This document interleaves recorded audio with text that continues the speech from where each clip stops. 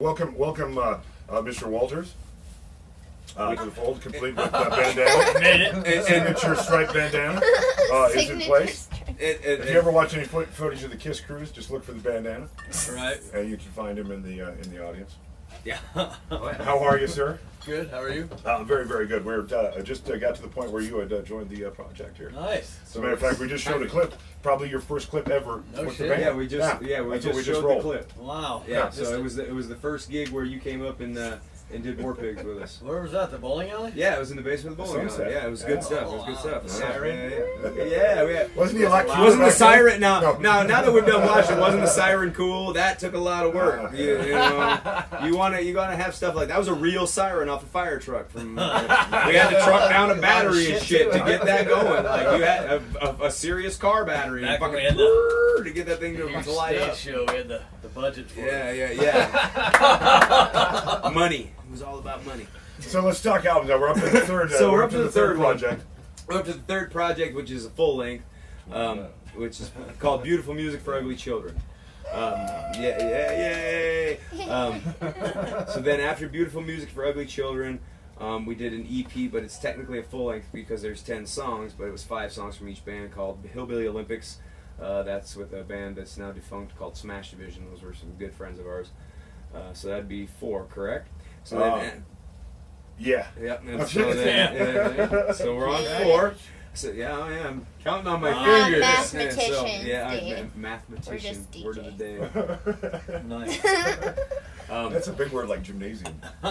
So then after Hillbilly Olympics, we did an EP. You have to talk about who went first on the EP. Oh well, they're just asking about the albums, not how they got down. We'll get to that. We'll get there. Walk. You got to walk before you run, man. They got to know the backstory before they can know the full story. So, anyways, we did, and this wasn't a full length release by us, but we did the Home on the Range 2. We got on, but the next album we did after that was an EP, which was an extended EP, and the reason it was a little different is because it had audio from the Carlin from a DVD shoot we tried doing. It didn't. We've got footage of that somewhere. I don't even. Funny story about that. I don't even know where it is.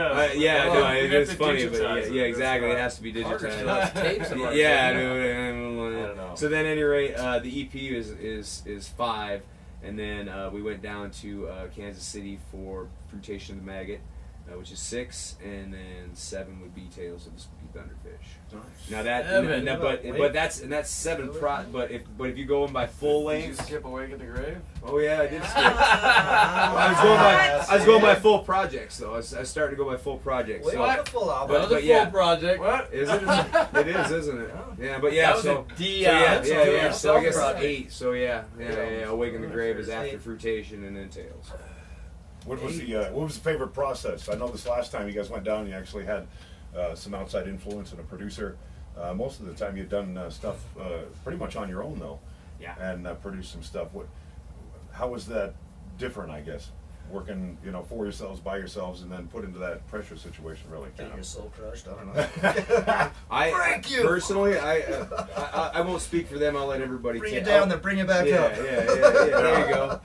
For me personally, the favorite recording experience was San Diego for Tales of the Spooky Thunderfish. Working with a producer was cool because it's somebody who actually has a or an invested interest in the project. His name is on it. He wants, and when he wants what he wants, and when you're behind the board, it's like a joke around later. We're working, and I really enjoyed that. At the time, I thought I was in hell because it was. It's hard because if anybody tells you go and do it, you hear those behind the music stories. Oh, I hated that guy at the time of the album. Blah, dude. I can't imagine doing 3 months at the time back when these records are done, or even nowadays 3 months in a studio. Totally understand. Yeah, exactly. But when you look back on it, he's trying to get something more out of you. Exactly. He sees that you have something there that you're not. Right. Getting to the surface yet. Yeah, and so that for me it was that last one down in San Diego, definitely. Bust your ass. I got it. Yeah, and he's like, well, I'll do it in time. You're like, I'll do it in time. You mean do it in time? What the fuck? Now do it right. Yeah. That's good. He made these guys dig deep. Oh man. Wow. Oh man. Let's just do that again. Yeah. What about you guys? Was that a? Yeah, that's probably my That's probably best favorite. one, Yeah, I mean, I think it's hard to, it would hard for it not to be, just because we were so happy with the quality of the product that it produced. Yeah. That, you know, it was a good situation because because we were so happy with the results, you know. Yeah. Plus, I think we got along the best on that one.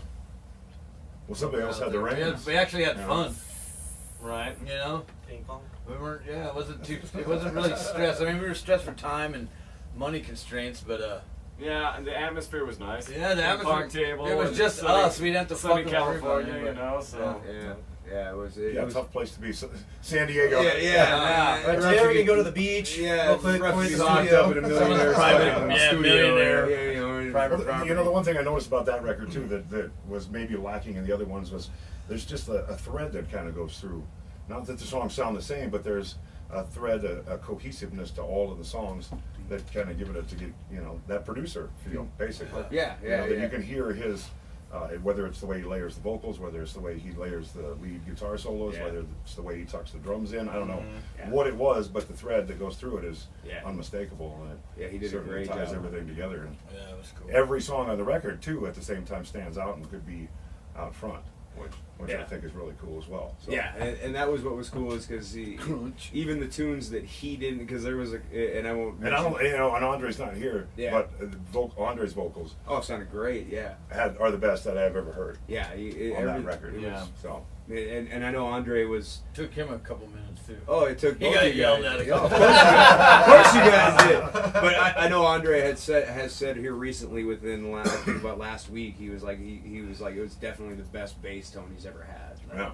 And it was. He just. And there was the some guy unorthodox things that was going. I mean, you said you went DI through a little unit, Yeah. and had the Yeah. best out of it. And before you would Temper, always, yeah. mic stuff and Yeah, try to yeah. get that sound. That and- standard practice where man, the air is different in here today. Traded all the Yeah. shit. Yeah. Traded all the shit in for that small little Yeah, unit. dude, I mean, like it's Getting one. ridiculous. Yeah. Oh, dude, yeah, straight Gotta up. have it. Gotta have it. Oh, dude, yeah. I didn't leave. Before I left that studio, I was like, yeah, I'm gonna have one of those. So what do you want to do? What do you want to do? We should cut to something from that. Do you want to do the? Do you Let's- want to do the hand? Or Let's do go you to the wanna do- hand right now. You can hear how good Van Allen was. Matt Van Allen. Yeah.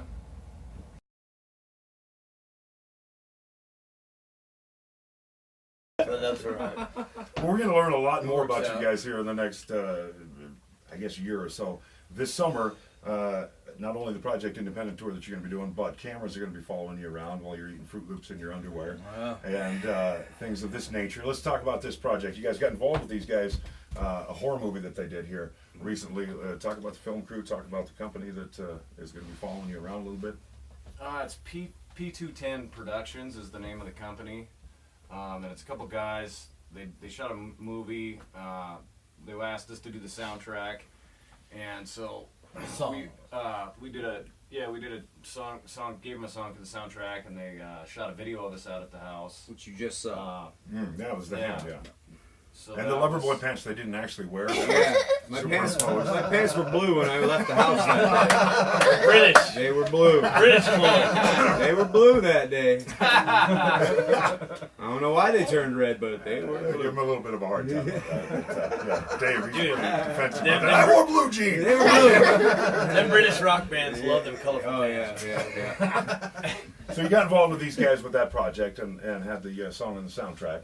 Yeah, they were cool guys. They were easy to work with, and we'd been talking to them about doing like another video or something, and they approached us about doing maybe a documentary about us just coming out and getting some footage of us on the road, seeing what we do, kind of behind the scenes stuff, and we just figured it'd be fun if if nothing else, have it for posterity, but give the fans a look into what we're doing out there.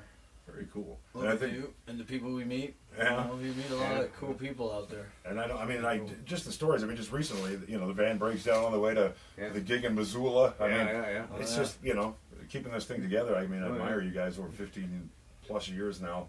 Yeah. Oh, look how great his fucking hair is. That one went. I was like, man, how many engines is that? We're like engine number 5. Yeah. Like 5 engines. He's blonde. Like, I will say this: Dave is really mellowed out driving wise. Oh. It really has. You got the Freak hang out of right here. it. That's when I was like, oh fuck, here goes again. No, we used to want to tape, and we're like, oh, we gotta get this on tape. Yeah, they want to get me on road, Road rage. rage. Shit. Yeah, Road road rage. rage. Yeah, that's some good shit right Yeah. there. But No, he's they- gotten too good at it now, so he's all, this ain't shit. It's calming Yeah. down and everything. And I broke got, down 30 fucking times. Yeah, you have to do something pretty stupid to surprise me in a vehicle. Yeah. Like, I've seen some dumb shit. He's really calmed down. Keep checking for tour dates and stuff online, so you can be part of this adventure with these guys when they're playing the shows here locally and stuff too. So, Oh, very yeah, cool. definitely. Let's get one favorite moment in 15 plus years. Oh shit! Give me One favorite think moment. about it, man. There's a lot of them. One Favorite moment. One favorite moment. Give me one favorite moment. Metro Park was probably one of Metro my Park favorite. opening up for Metro. Top Evil. Yep. Yeah, knocked one in the of my fair show favorite. last year. Cool. Matt, one favorite, one standout. It was probably the Babcock. What's either? Yeah. Cedar show. It's before, it was right, I think it was right before the Metro After. show. 8 Was days. it after? 8 days Yeah. after. Nice. Yep. 8 days. Yeah, I think that was, It was a funner it show. was just, there was so much more energy because it was like really full, you know. Right on top of everybody, yeah. And the energy was, you know, just pretty impressive. Almost Yeah. overwhelming, I you saw know. both of them, and I liked the Cedar one better. Yeah, it's crazy. I mean, I don't even know. There's so many. Pick one. Probably the first time we played with Death Angel was mine. Ultraviolence, yes. I mean, that was a dream come true. I mean, that's Nice. the reason why I played music. Like, fuck, I want Frolic through the to, park. I want to hang out. I want to be with these guys. I want to be part of their fucking gang. And we are now. Nice. We're part of that song now. Dave? Mine, probably Trails End opening for Skid Row. Nice. Just cause, like, That was good, too. I mean, that was our first time on a big stage through a big PA with big, like. And we were first so time. different from all And we were so bands. different, and it was I get goosebumps just thinking about that Yeah, shit. Dude. still- It was a it good was a day. ton of It was a fun. good day. Give them the website. That's cool. www.friendsoftheend.com. Nice. ENDever, live and local and in the zone. Yeah! Rock.